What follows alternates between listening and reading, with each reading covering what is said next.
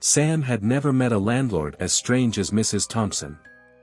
Mrs. Thompson wanted to rent out her 100 square meter house for free, but the tenants had to meet the following conditions. First, the tenants had to be a newly acquainted couple. Second, both parties had to be under 30 years old. Third, the female had to be disabled. Fourth, the house could not be equipped with a key. When Sam saw this rental notice, he was ecstatic because these seemingly strange and demanding conditions seemed tailor-made for him and Emma. Sam quickly contacted Mrs. Thompson through the phone number on the community bulletin board, successfully passed the inspection, and obtained the right to live there for a year. The house Mrs. Thompson rented out was spacious, ventilated, and fully furnished. The only drawback was its somewhat remote location, down a narrow alley, which was otherwise perfect. Mrs. Thompson, a stern woman, turned and left after showing Sam and Emma the house. Not having a key was somewhat inconvenient, but there were solutions. One of them always had to stay at home. Sam had to work every day to earn money for Emma's treatment, while Emma stayed home. Out of concern for Emma's safety, Sam especially reminded her, "You are home alone all day, and you can't see. Be careful with everything. Don't open the door for anyone except me, to avoid salespeople or people with bad intentions coming in." Emma looked worried. "But how will I know if the person knocking is you or a stranger?" Sam whispered, "We'll use a code. I'll knock 3 times, then once, then twice. When you hear this rhythm, you'll know it's me. If the knocking is different, it's a stranger, and you must not open the door." Emma understood and nodded. Sam worked at a newspaper. He left early the next morning for an interview, and Emma, as usual, got up early to do housework. Emma had just finished wiping the furniture and was resting on the sofa when suddenly the sound of the toilet flushing came from the bathroom behind her. "Who?" Emma was startled, but only silence responded. "Maybe the toilet malfunctioned." Emma thought and didn't pay much attention, but she got up, went to the bedroom, and played music on the tape recorder, her favorite pastime when she had free time. Listening to the soothing music, Emma fell asleep. Click. Sometime later, a light sound came from the living room, as if someone had opened the door. As a blind person, Emma had particularly sharp hearing. She sat up, turned off the tape recorder, and cautiously asked, Who is in the house?" But once again, only her own echo answered her. Could she be too sensitive? Thinking this, Emma lay back down and fell asleep again. Just as she was dozing off, 3 sharp knocks suddenly came from the headboard. The sound was so close, Emma heard it clearly. She sprang up as if struck by lightning. "Who?" Emma was scared, holding a pillow and trembling. No one answered, but soon a strong sense of oppression overwhelmed Emma. Someone was sitting beside her bed. No mistake, she even heard his slightly heavy breathing. "Ah!" Emma screamed, throwing the pillow toward the sound, and simultaneously felt the bed shake as if someone had gotten up. A gust of wind blew in from outside, making the wooden door creak. After the wind subsided, the room returned to its original calm, as if nothing had happened. After that scare, Emma could no longer sleep. She hoped Sam would come home soon. In the evening, knocking sounded from outside, knock, knock, knock, knock, knock, knock. Emma was delighted, it was the code, Sam was finally back. Emma hurried to the door and threw herself into Sam's arms as she opened it, telling him about all the strange happenings of the day in one breath. "Are you saying someone is in the house?" "That can't be," Sam clearly didn't believe her. "Come on, Emma, isn't it possible that the closed environment is causing you to have auditory hallucinations, or maybe it's just a small animal like a rat?" Sam comforted. Listening to Sam, Emma began to think she might be paranoid. "You've been through a lot.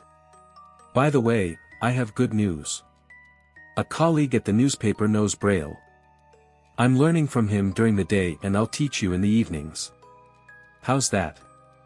Sam said, beaming with excitement. Hearing she could learn Braille, Emma's gloom lifted instantly. After the first day, things were supposed to improve, but instead, the new house became a nightmare for Emma. After staying in the new house for a few more days, Emma increasingly felt that other people lived there too. For instance, she often heard knocking sounds from the headboard, someone opening the refrigerator, someone snapping fingers, and toilets flushing. She even clearly heard someone in the living room wearing slippers, but no matter how she called out, no one answered. It was as if, although they lived in the same room, they were in different dimensions. Emma wanted to complain to Sam but worried he wouldn't believe her. One morning, physically drained, Emma stayed in bed. She suddenly felt something tickling her face, like hair brushing against it, accompanied by faint breathing. Ah! Who? Emma jumped up and grasped into the air but found nothing. Then, she heard subtle footsteps in the living room. Terrified and on the verge of collapse, a dreadful thought entered her mind: could it be that the person she couldn't touch wasn't human? Emma's patience reached its limit. She was convinced the house was haunted and decided to talk to Sam about it when he got home. In the afternoon, Emma was lying in the bedroom listening to the tape recorder, as usual, when suddenly a crisp knocking sound came from the living room. Emma was overjoyed, thinking that Sam had come home early, perhaps because he had noticed her recent pale complexion and wanted to take care of her. As Emma made her way to the living room, she suddenly froze because she clearly heard a knocking pattern at the door: knock, knock, knock, knock, knock, knock, knock. It did not match the code she and Sam had agreed upon. Thinking it might be a door-to-door salesperson, Emma turned back in frustration. But just as she did, something unbelievable happened. She clearly heard the sound of slippers in the living room, followed by the sound of the doorknob turning, as if someone inside was opening the door to let someone in. There was a creaking sound as the door opened, and a gust of cold wind blew in, making Emma shiver from head to toe. Then, with a click, the door closed, and everything went silent again. Sam finally came home. As soon as he entered, he excitedly wanted to teach Emma the new Braille he had learned, but Emma was not as interested as she usually was. "Sam, I need to tell you something," Emma said with a serious expression. "There's something really wrong with this house." "What is it?" Emma quickly poured out everything that had happened recently, and Sam was startled. "How about this, Emma? I'll stay home with you tomorrow instead of going to work. Let's see if we can find out if someone is messing around here. If it's as you say, we'll move," Sam suggested. Emma nodded in satisfaction. Sam kept his word and stayed home with Emma the next day to catch the ghost. But an entire day passed without any abnormal occurrences, leaving Emma very disappointed. Sam thought Emma's nervousness was due to staying in a closed environment for too long and decided to take her out for some fresh air. Knowing they were going out for a walk made Emma happy but also a bit worried. Without house keys, how would they get back in? "We'll just leave the door ajar and step out for a while, there shouldn't be any problems." Sam obviously understood Emma's concerns, and Emma could only agree. The leisure square was bustling with mostly elderly people. Breathing in the fresh air, Emma felt as happy as a child. They strolled around the square several times before sitting on a bench to catch their breath. On the other end of the bench sat an old lady who had been scrutinizing Sam and Emma for a long time.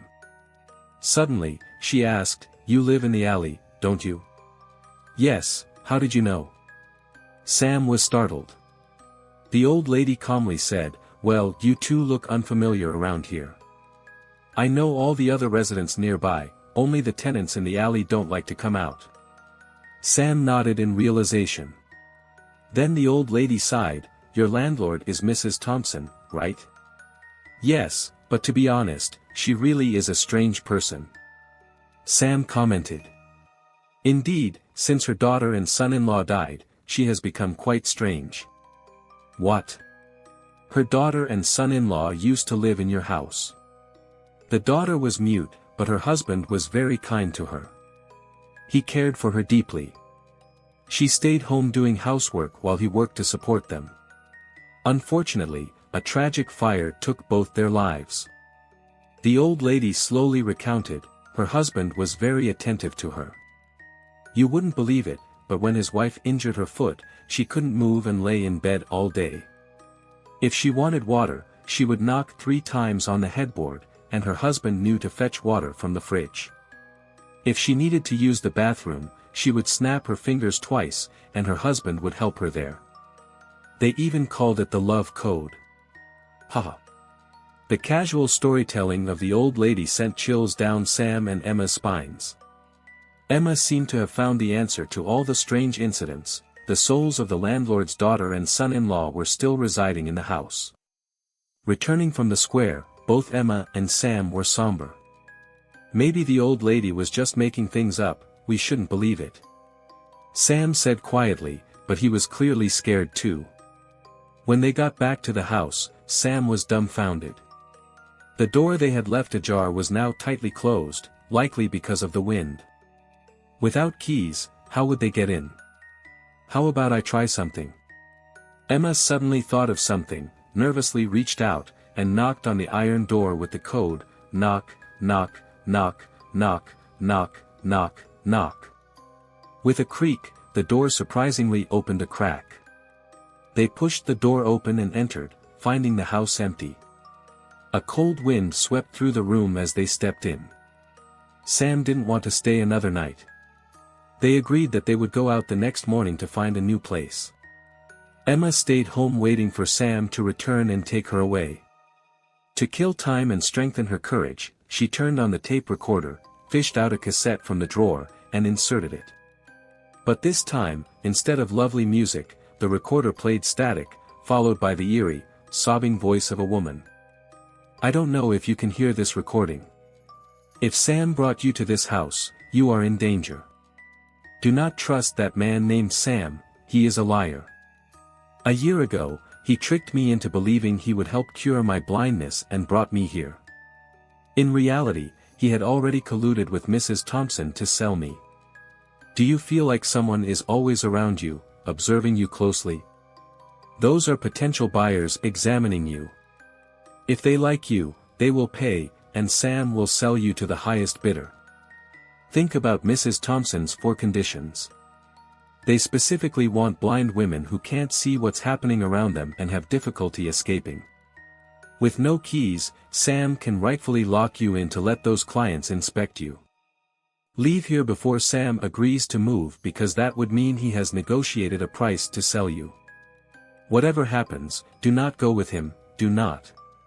After listening, Emma was ice cold. Sam and Emma came from the same village and were childhood friends. After Sam's family moved away, they lost contact. Emma lost her father early, and she went blind at 10, relying on her mother to grow up. Her mother recently passed away from exhaustion, leaving Emma feeling like her world had collapsed. At that moment, Sam returned, offering to take care of her and promising to cure her blindness.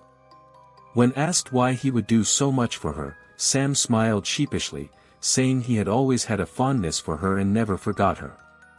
What could a blind person say in the face of such love? Emma followed him to the city. Sam's care had always touched her, but now, the recording had struck her like a hammer, waking her up. She had been foolish and nearly fell for Sam's deceit. No, she had to leave this place before Sam returned. Emma was about to leave when she suddenly heard the door open in the living room and footsteps approaching the bedroom. Emma, why didn't you close the door? Surprisingly, it was Sam's voice. Emma was startled and stepped back, fumbling on the table until she quickly grabbed a pair of scissors from the drawer. I did close it. You must have opened it yourself, Emma said, hiding the scissors behind her back. Weren't you out looking for a new place? How did you come back so soon? Oh, just lucky. There's a rental ad right by the door, and the rent is quite reasonable. Sam replied, walking towards Emma. Come on, everything's packed. Let's go. I'm not moving, I'm not leaving. Emma said, trembling with fear. Why not? Haven't you always wanted to leave this place? Sam said, stepping forward to grab Emma. As Sam approached, Emma's fear reached its peak. She knew that if Sam got hold of her, her life would be over. Without hesitation, she swung the scissors down. Ah! Sam, unprepared, screamed and collapsed to the floor. The room fell silent again. Sam lay motionless on the floor, possibly unconscious. Emma, too frightened to stay, quickly moved towards the door, intending to flee. But just as she reached the hallway, she bumped into someone. Trying to escape after committing murder. It was Mrs. Thompson's cold voice. You and Sam were in this together." Emma gasped. Let me tell you the truth. I didn't know Sam beforehand, but I did plan to sell you to human traffickers," Mrs. Thompson said with a sinister laugh. "But since you two are a couple, I had to get rid of him. Actually, that recording was fake. I deliberately made you suspicious of Sam, leading you to defend yourself with a knife." Emma was utterly shocked. She finally understood why Mrs. Thompson only wanted newly acquainted couples, because they were easier to separate. "By making you kill him, I clean my hands. More importantly, you're now a murderer. You have two choices: pay with your life or obediently follow my orders and be sold." Mrs. Thompson's cold-blooded manipulation was both clever and chilling. "Why are you doing such a heinous thing, why?" Mrs. Thompson replied coldly, "Selling you is just for some money. My daughter did suffer a fire, but she didn't die. She was severely disfigured and refused to leave the house. Seeing her pain, I resolved to save enough money for the best plastic surgery. Otherwise, I don't want to live either. Unfortunately, my daughter found out about my plan. She wanted to stop me but couldn't bear to expose me, so she tried to scare you away. The door is actually electronically controlled. You didn't know because you didn't have the key. When you knocked, my daughter secretly opened the door for you. Aren't you afraid of retribution for all the evil you've done?" Emma shouted angrily. I'll do anything to save my daughter." Mrs. Thompson's words were suddenly cut off, her face turning to extreme shock as Sam slowly stood up from the corner. "Too bad you'll never get the chance to cure your daughter," Sam shrugged. Mrs. Thompson was stunned. "You set me up." Sam now wore a smug smile. "Recently, many newly arrived couples have gone missing, all blind women. It's been news. I saw your rental ad and got suspicious. To uncover the truth, I brought Emma here. We found the truth, and everything you just said will be used against you in court." "No, it's impossible.